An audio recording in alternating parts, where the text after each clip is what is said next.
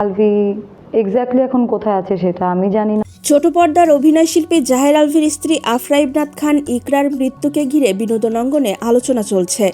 ইকরার পরিবার দাবি করেছে আলভির সঙ্গে সহকর্মী ইফফাতারা তিথির সম্পর্কের জেরে মানসিকভাবে ভেঙে পড়েছিলেন ইকরা।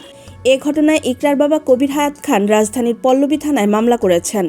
সম্প্রতি নাটকের শুটিংয়ের জন্য আলভি ও তিথি নেপাল যান। 27 ফেব্রুয়ারি ছিল তিথির জন্মদিন।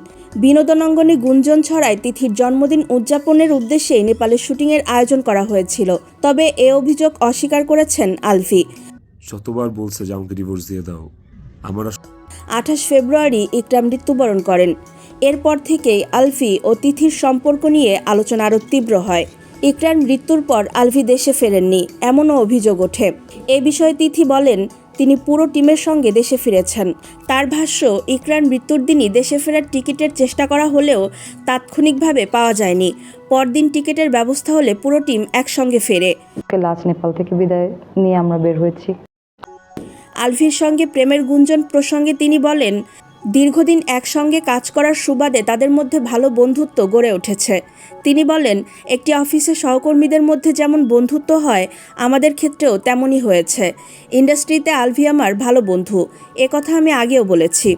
ইকরার মৃত্যুর পর 28 মিনিটের একটি ভিডিও বার্তায় আলভি বলেন, তিথির জন্মদিন উদযাপনের জন্য নেপাল গিয়েছেন।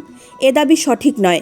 সম্পর্কের বিষয়ে আলভি বলেন, তিথির সঙ্গে তার একটি নির্ভরশীল বন্ধন তৈরি হয়েছিল, তবে তা বৈবাহিক সম্পর্ক ভাঙার মতো কোনো সিদ্ধান্তে পৌঁছায়নি। খুব পছন্দের কো-আর্টিস্ট আর খুবই ভালো বন্ধু। আচ্ছা। তার দাবি, তিনি কখনোই ইকরাকে ডিভোর্স দেওয়ার কথা বলেননি। একই সঙ্গে আলভি উল্লেখ করেন, দাম্পত্য সম্পর্কে টানাপোড়েন ছিল এবং ইকরা একাধিকবার ডিভোর্স চেয়েছিল। তার মতে, একটি টক্সিক সম্পর্ক টেনে রাখার চেয়ে না থাকাই ভালো।